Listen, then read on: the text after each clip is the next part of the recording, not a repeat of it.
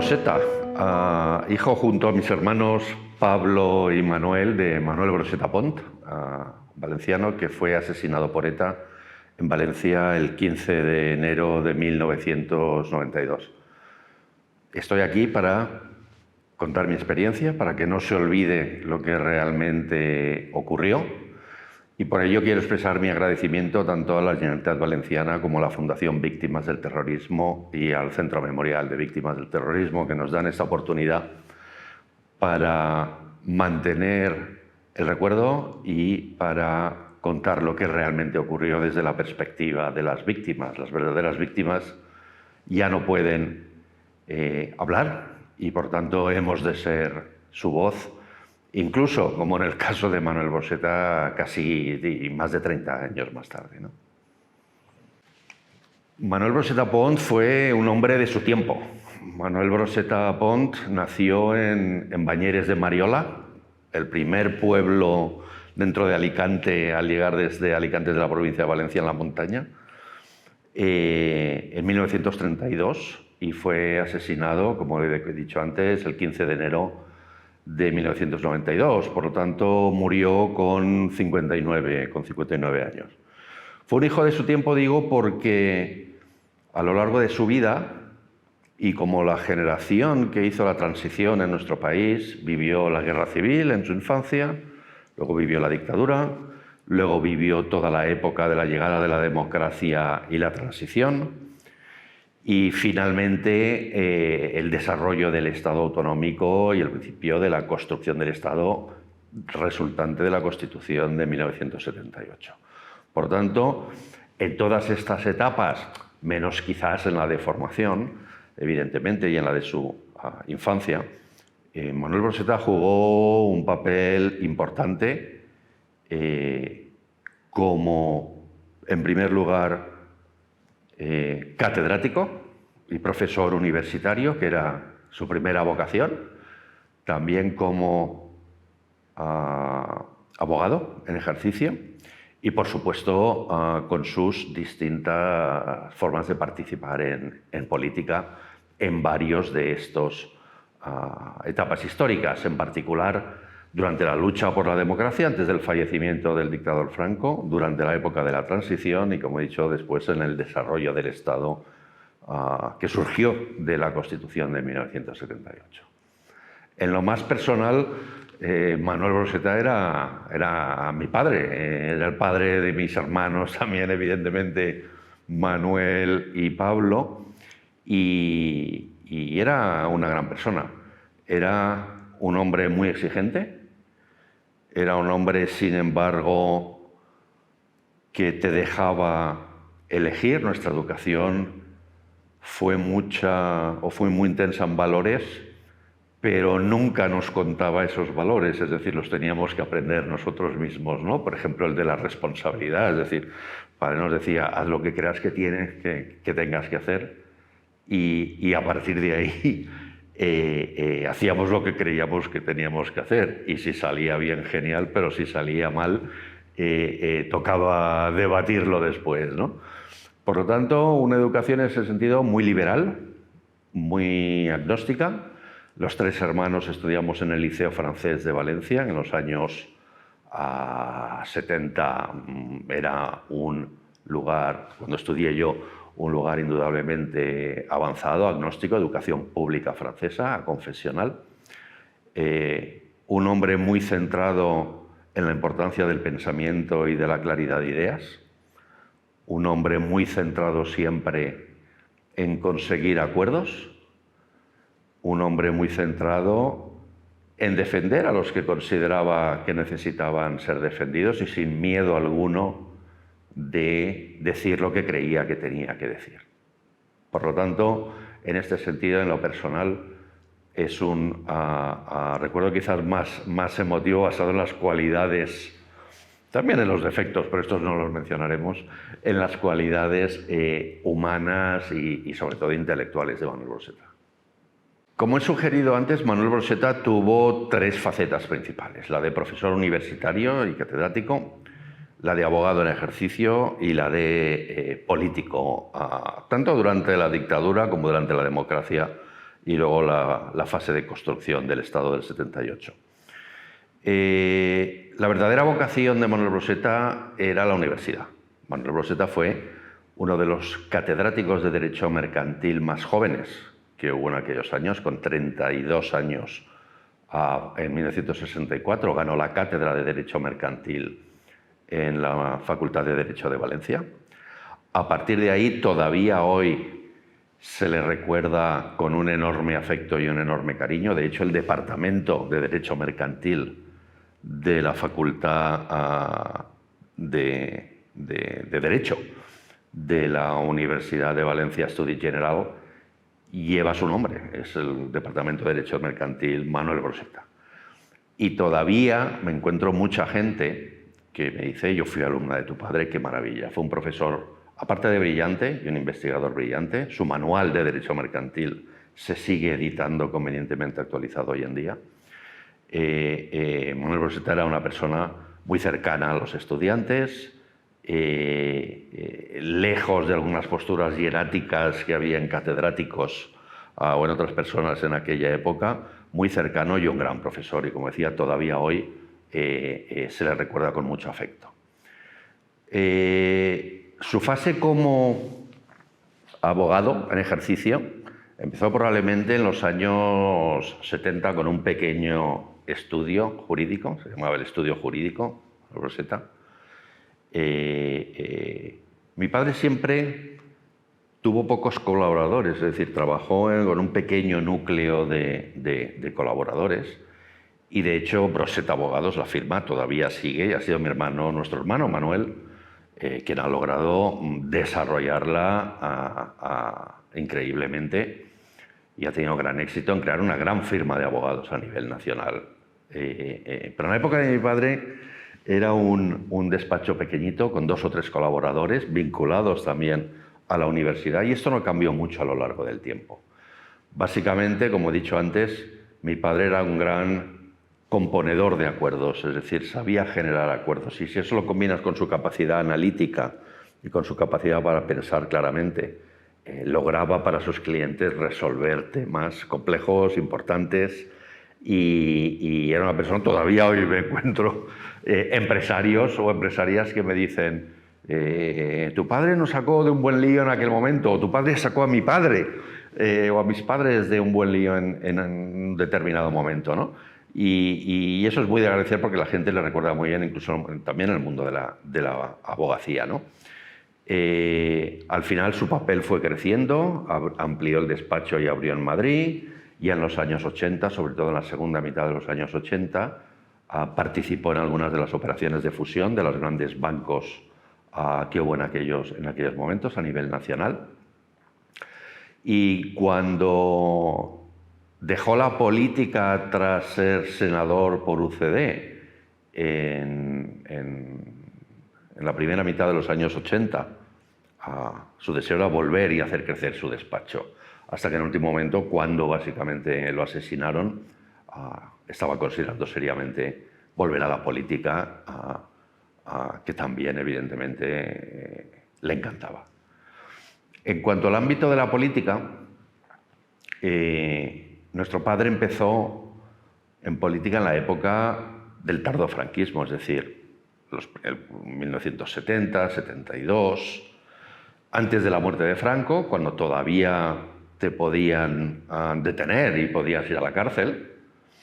De hecho, no le he comentado en su época, digamos, académica, pero Manuel Broseta fue decano de la Facultad de Derecho, y al principio de los 70 el entorno estudiantil estaba enormemente movido y era enormemente complejo.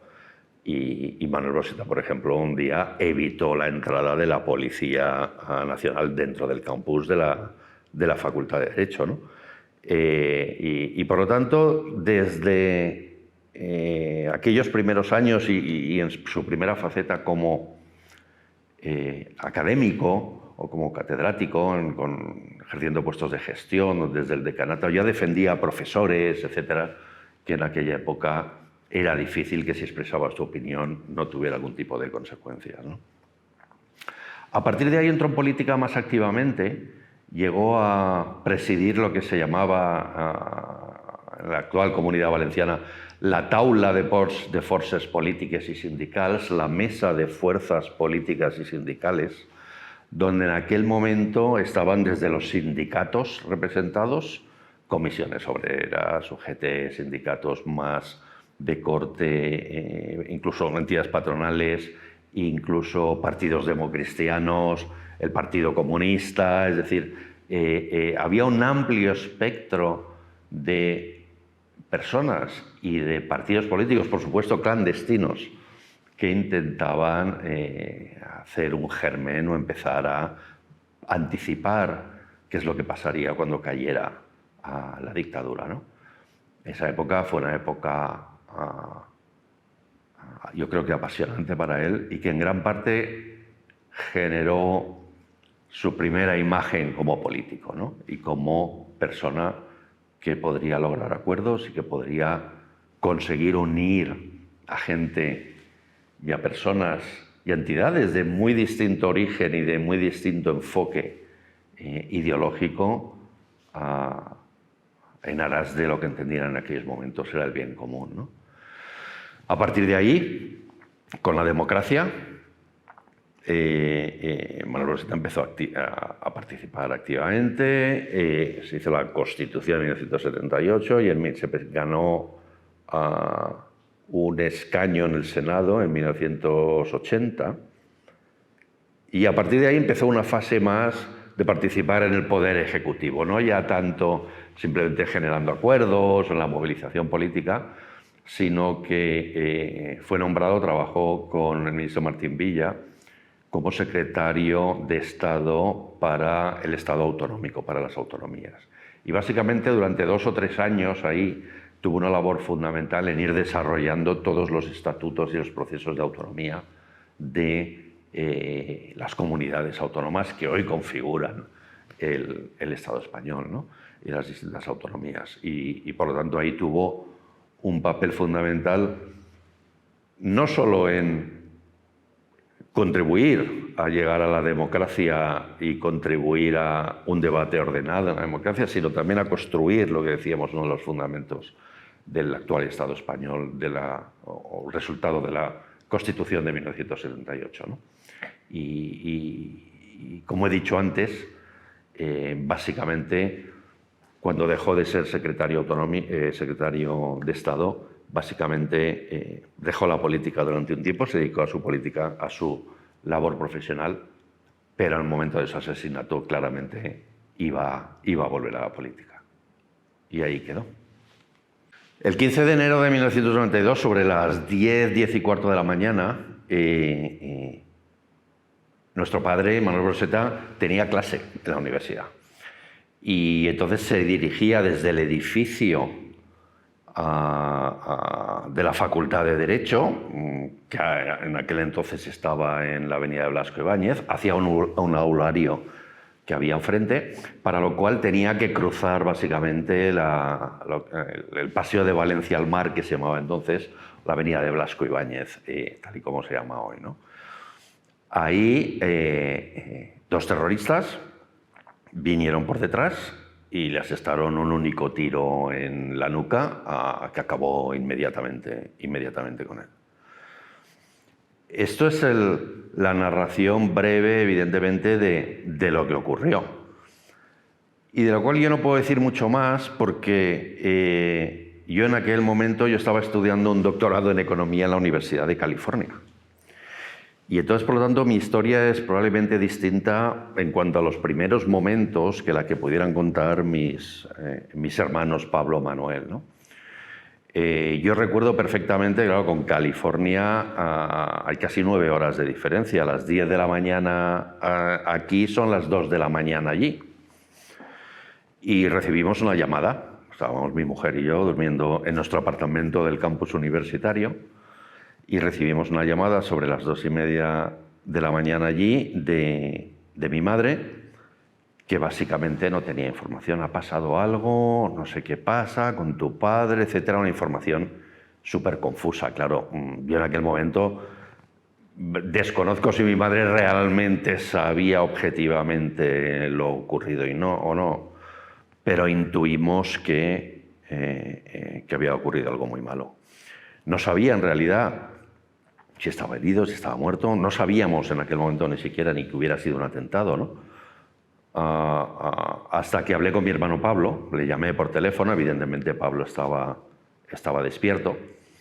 Y entonces Pablo me contó, nos dijo, no, ha sido un atentado terrorista y lo han matado. Claro, a partir de ahí, estando en la costa oeste de Estados Unidos, se desencadena en nuestro caso una serie de eventos que es comprar un billete de avión de urgencia, súbete en los aviones, vuela a Madrid, de Madrid coge un vuelo a Valencia. Recuerdo que unos buenos amigos de nuestro padre me consiguieron un vuelo a Madrid-Valencia y nos consiguieron, porque claro, había mucha prensa esperando, aquello causó una gran conmoción. Nosotros llegábamos prácticamente, evidentemente, sin dormir y llegamos a media mañana del día siguiente, es decir, del día 16, y estos amigos consiguieron que pudiéramos entrar en España bajando del avión en la sala de autoridades del aeropuerto de Madrid-Barajas. Y recuerdo, porque me lo dijeron después, recuerdo que pidieron por favor que no nos hicieran llegar ningún tipo de prensa, porque claro, en primera página estaban todas las fotos del atentado, etcétera, etcétera. Nos subimos en el avión ya en Madrid para venir aquí. En el avión daban periódicos, yo pedí un periódico, claro, nadie sabía dentro del avión quiénes éramos mi mujer y yo, y aquello fue el primer contacto con la realidad, es decir, ver en primera página, recuerdo del País, la foto de nuestro padre tendido en el suelo, en aquel momento tapado con el abrigo que llevaba, y ahí fue un poco el mazazo, ¿no?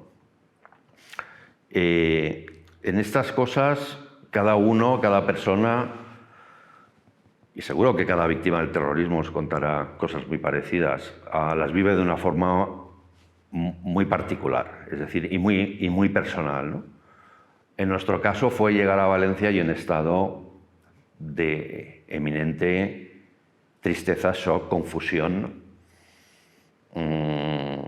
Claro, te bajas del avión y te ponen en un sitio donde está la capilla ardiente de tu padre, que estaba en el Paraninfo de la Universidad de Valencia, de la antigua universidad, un edificio renacentista precioso del siglo XV. Y en la capilla ardiente, todo el mundo, yo recuerdo que me estuve hablando con algún profesor de economía que estaban en la capilla ardiente, que habían asistido a la escena post-atentado, yo los conocía porque había estudiado economía y hablaba con ellos y tal.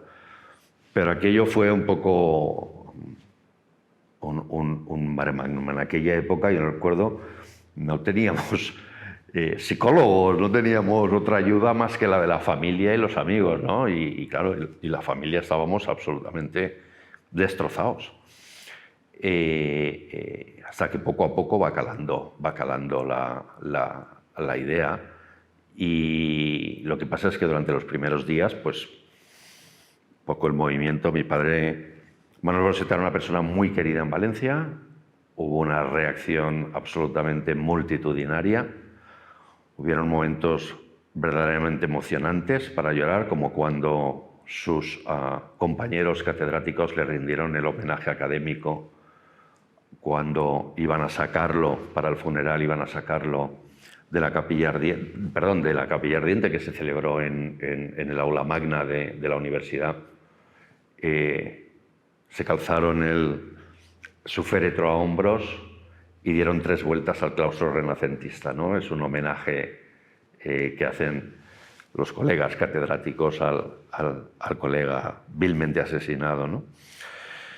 Y a partir de ahí pues se suceden una serie de eventos en cadena, etcétera, y recordamos el funeral en la Plaza del Patriarca. Habían miles y miles de personas, vamos, y aquello nos dio la primera intuición, porque sabíamos que nuestro padre era una persona importante, sabíamos que nuestro padre era una persona que había hecho cosas importantes, pero para mí fue toda una revelación ver a cuánta gente, y no solo políticos importantes o juristas importantes o académicos importantes, sino como la gente que podríamos decir de a pie fue a su entierro y estuvo ahí acompañándonos, ¿no? Y aquello fue para mí personalmente una gran revelación.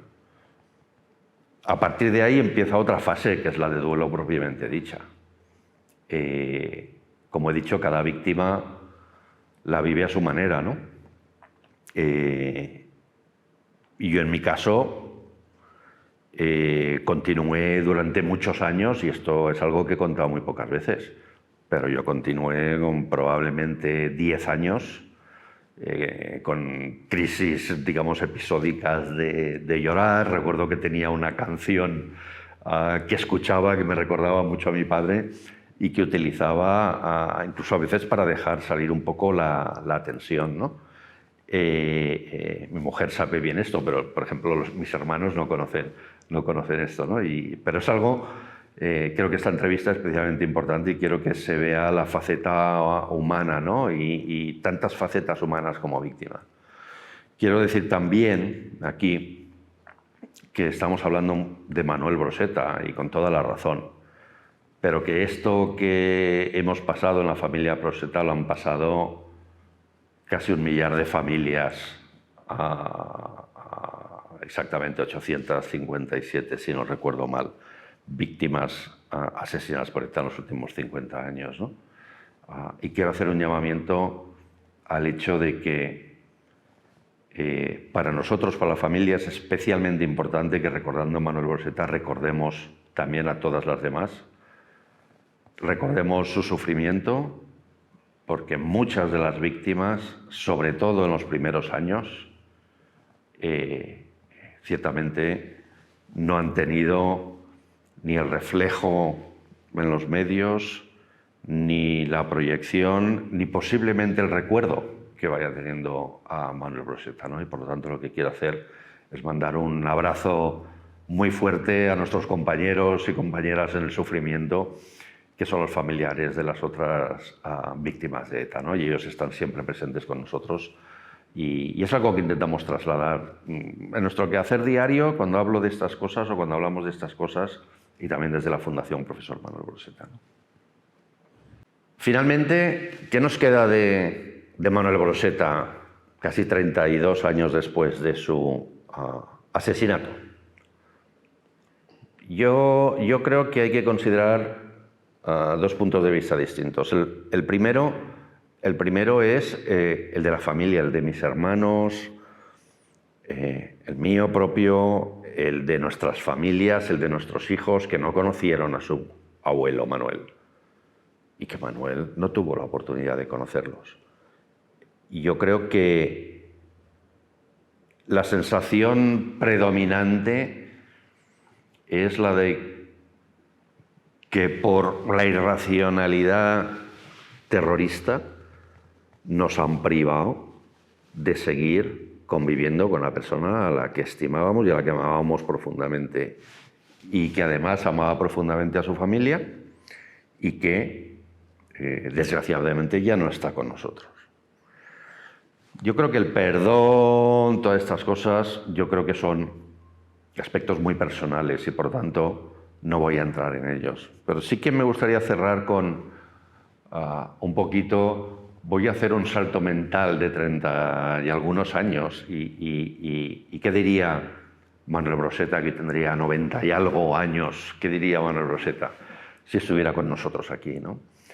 Y yo creo que lo que principalmente le llamaría la atención dentro de la evolución o desde su perspectiva como académico, la evolución de la universidad ha sido impresionante en estos últimos 30 años. También lo ha sido tanto los temas como, por ejemplo, la de el despacho Broseta Abogados en los últimos años. Nuestro padre estaría encantado en ver cómo nuestro hermano Manuel desarrollado su despacho, ¿no?